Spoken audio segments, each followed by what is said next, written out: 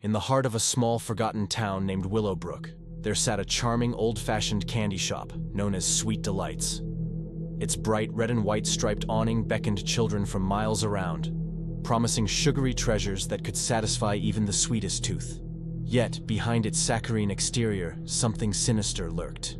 It all began when the candy shop's owner, Mr. Hargrove, mysteriously vanished one foggy autumn night. The townsfolk whispered about his sudden disappearance, and rumors of his debts and shady dealings circulated through the tight-knit community. Despite the questions surrounding him, the shop remained open, seemingly untouched by the passage of time. As time passed, Sweet Delights became a haven for children, its windows filled with colorful candies, tantalizing chocolates, and glistening lollipops. Parents would warn their children to steer clear of the shop, saying it held a dark secret, but children rarely heed such warnings when candy is at stake. One evening, a curious boy named Tommy ventured into Sweet Delights, his nose pressed against the glass display. The bell above the door chimed softly as he entered, and the sweet aroma enveloped him. Rows of glass jars lined the shelves, each filled with candies of every shape and color imaginable. The store seemed almost enchanted, as if it had sprung from the pages of a storybook.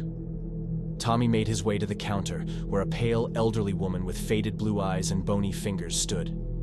She introduced herself as Mrs. Hargrove, Mr. Hargrove's widow, and welcomed Tommy to explore the shop at his leisure. As Tommy wandered the aisles, he couldn't help but notice a section in the back of the store that seemed different from the rest. It was dimly lit, and the candies on display were unlike any he had ever seen. They were dark and twisted, their colors muted and foreboding. Intrigued, he reached for one of the candies, but Mrs. Hargrove appeared at his side in an instant. "Those candies are not for sale, dear," she whispered, her voice trembling. Tommy recoiled, apologizing and returning to the front of the shop.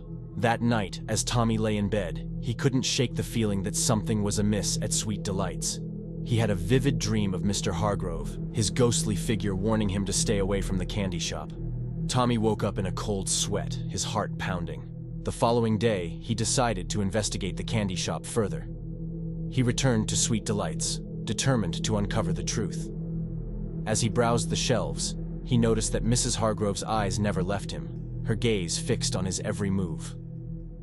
Tommy's unease grew, but his curiosity pushed him forward.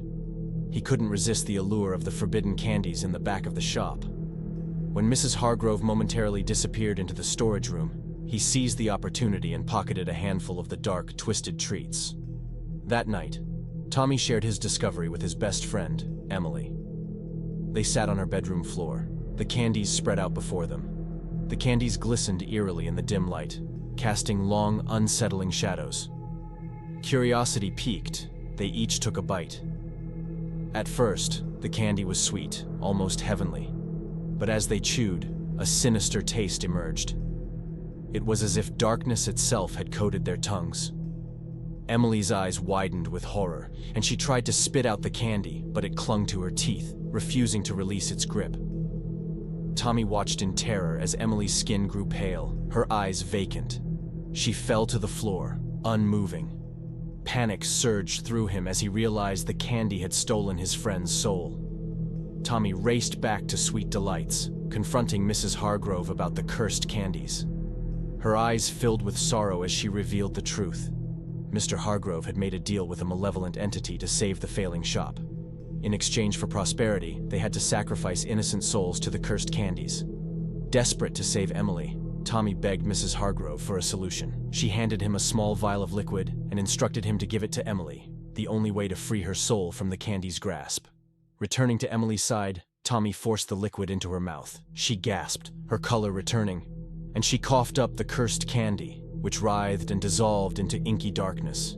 The two friends clung to each other, grateful for their escape from Sweet Delight's malevolent grip.